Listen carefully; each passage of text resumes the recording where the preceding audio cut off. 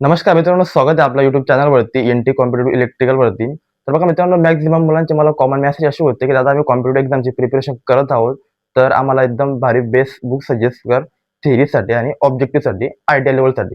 तर बघा मित्रांनो, आजचा जो व्हिडिओ येतो आपण स्पेशली त्याच्यावरती जे काही तुमच्याकडे डाऊट्स असतील ते पूर्ण याच्यामध्ये क्लिअर होऊन जातील.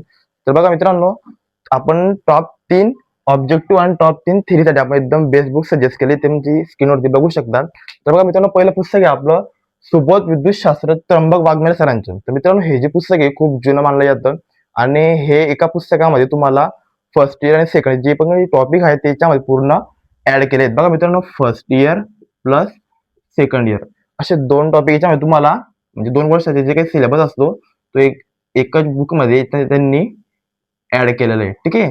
आणि हे बुकचे वैशिष्ट्य म्हणजे असं याच्यामध्ये सर्व टॉपिक ऍड केलेले एक ते टोटल 36 टॉपिक आहेत आणि ते पण नेहमी पॅटर्ननुसार आहे. ठीक आहे.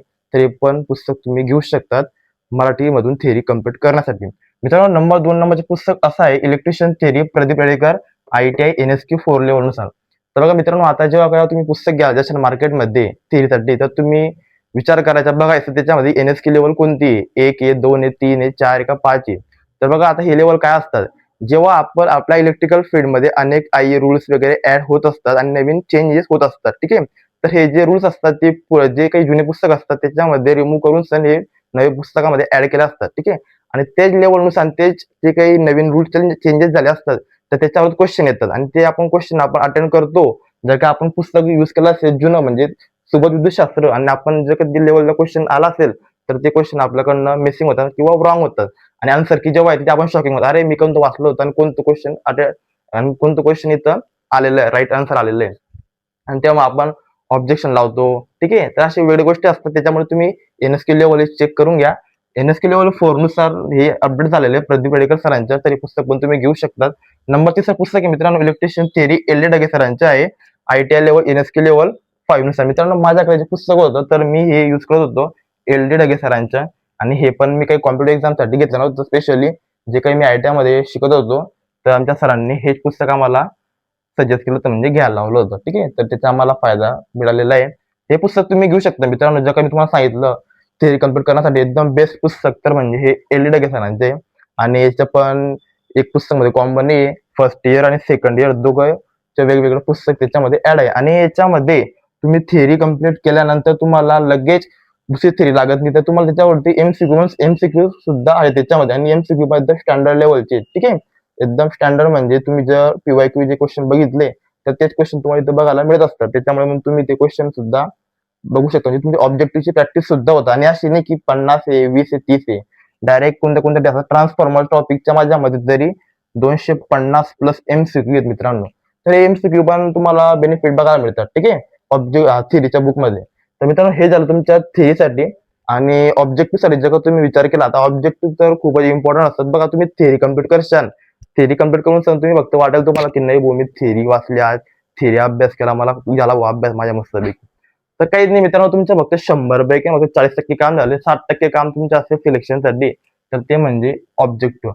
जेवढं तुम्ही ऑब्जेक्टिव्ह अटेंड करशाल, ऑब्जेक्टिव्ह सॉल्व्ह करशाल, नंबर ऑफ MCQ दिसाल, PYQ क्वेश्चन दिसाल, तेवढं तुमचं आलं जे काही एक्झामची जी स्ट्रॅटेजी ती तुमची सक्सेस होणार आहे. मित्रांनो बघा, त्याच्यासाठी 3 पुस्तक मी तुम्हाला एकदम भारी सजेस्ट करतो. पहिलं पुस्तक मी कोणाला सजेस्ट करतो, ज्याला जे कोणी मला मेसेज करतो की बेस्ट बुक कोणतं आहे, भारी पुस्तक कोणतं आहे, तर ते म्हणजे UPPCL TG2 वाईस सिटीजन.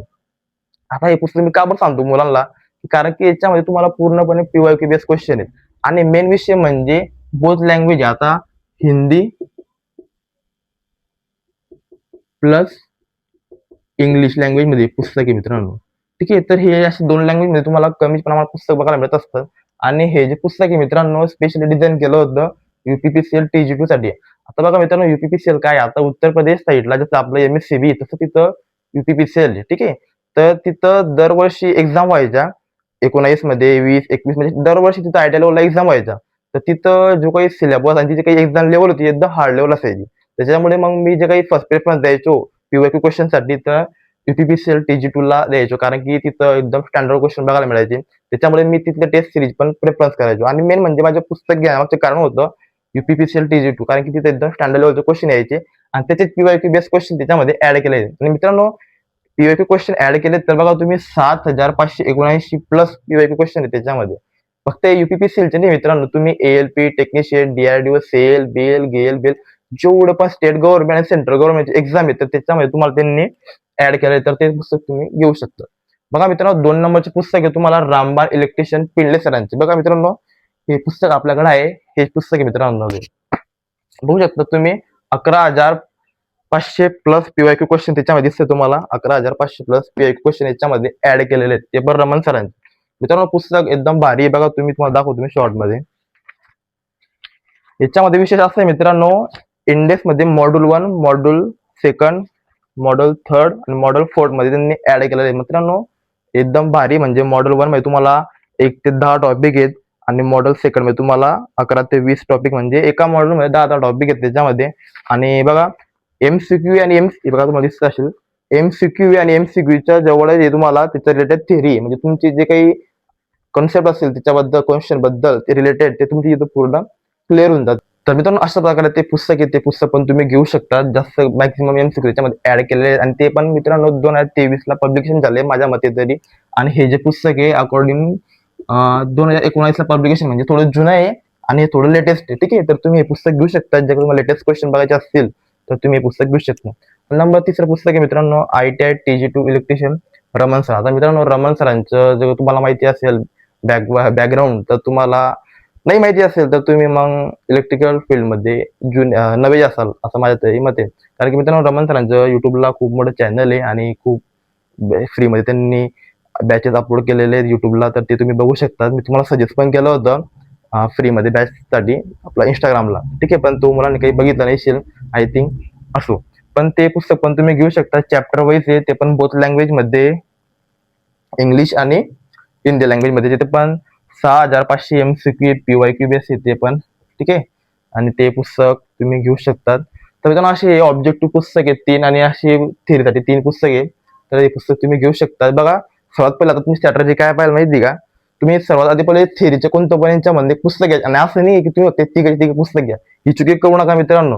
तुम्ही कोणतं पण तिघांपैकी एक पुस्तक घ्या थेरीसाठी, आणि तिघांपैकी कोणतं पण एकच पुस्तक घ्या.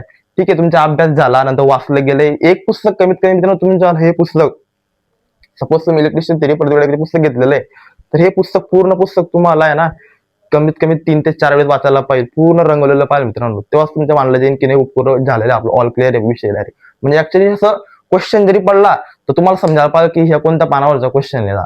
तर अशा लेवलला तुमचा अभ्यास पाहिजे, तरच तुम्ही ते पुस्तक घेण्याचं महत्व आहे. काही काही मुलं घेतात, हे पण घेतील ते पण घेतील, वाचणार तर काही नाही. तर असं करू नका मित्रांनो. पहिले तुम्ही हे पुस्तक घ्या, एक टॉपिक घ्या. सपोज तुम्ही ट्रान्सफॉर्मर टॉपिक घेतला, मशीन लावलंय, मशीनला तुम्ही ट्रान्सफॉर्मर टॉपिक घेतला, तर त्या अगोदर पहिले तुम्ही थेरी कम्प्लीट करा. थेरी कम्प्लीट करा. तुम्ही थेरी कम्प्लीट कशी करशाल तुम्ही, एक तर तुम्ही ऑनलाईनच्या सोर्सने करशाल किंवा बुकच्या सोर्सने करशाल. आता बुकच्या सोर्सने कधी केलं तर तुम्ही कमसे कम ती थेरी तुम्हाला पुस्तकामध्ये तुम्हाला 20 ते 30 पेजेसची असेल. म्हणजे 20 ते 30 पेजेस तुम्ही दररोज वाचणार आहे का? घडी घडी नाही वाचणार आहे. एक तुम्हाला एकच वेळेस करायचं आहे ते. ठीक आहे, तर मग तुम्ही एक वही घ्या, त्याच्यामध्ये शॉर्ट नोट्स वगैरे काढा. ठीक आहे, तर शॉर्ट नोट्स काढल्यानंतर मग तुम्ही ऑब्जेक्टिव्ह कडे या. ऑब्जेक्टिव्ह लावा, त्या टॉपिकचे सिलेक्ट करा, पुस्तक घ्या, तिथे इंडेक्स असेल ट्रान्सफॉर्मरचे तुम्ही सर्व ऑब्जेक्टिव्ह लावून द्या. मग तुम्हाला कॉन्फिडन्स येईल की बाबा आपण जे क्वेश्चन, म्हणजे आपण जे अटेंड होत आहेत क्वेश्चन, आपण थेरी वाचली तेच क्वेश्चन इथं ऑब्जेक्टिव्हला आहेत, आणि तुम्हाला कॉन्फिडन्स येईल हेच क्वेश्चन PYQ बेस आहे, म्हणजे ALP ला आहे, DRDO ला आहे, सेल गेल बेल ट्रान्सकोजन कोला क्वेश्चन येत आहेत. तर मग आपण चुकी काय. ठीक आहे, तर ही गोष्टी तुम्ही लक्षात असू द्या. आणि व्हिडिओ आपण इथपर्यंत थांबवू. आणि जर का व्हिडिओ तुम्हाला आवडला तर व्हिडिओ लाईक शेअर कमेंट नक्की करा, आणि आपल्या अकाउंटला सबस्क्राईब करा मित्रांनो, आणि सपोर्ट करा. थँक्यू.